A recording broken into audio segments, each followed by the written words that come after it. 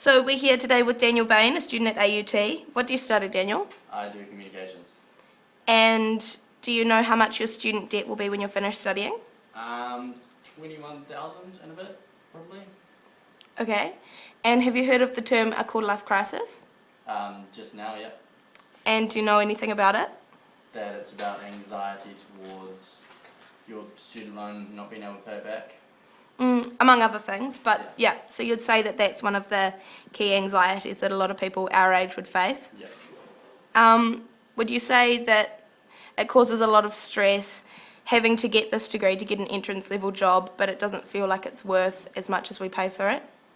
Yeah, definitely. Like, I'm not putting in this money, like the government is, but are they paying too much for what I'm actually learning?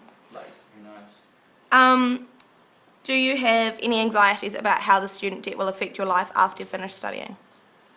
Yeah, but there's no other option, so, like, I can't pay for it myself, so there's only the one option to pay for it, so I guess I'm just going to have to go through with paying it back slowly.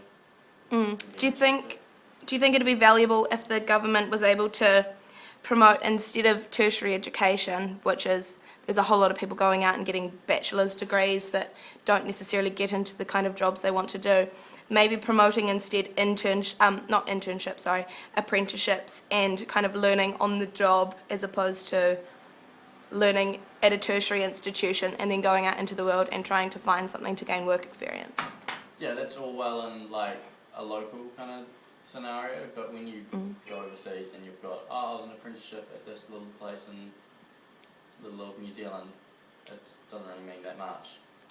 So I guess a degree is, well, no one, you know. Yeah. So kind of the label of it is really the whole, you know, as a bachelor rather than just show dogs. Got an apprenticeship, yeah.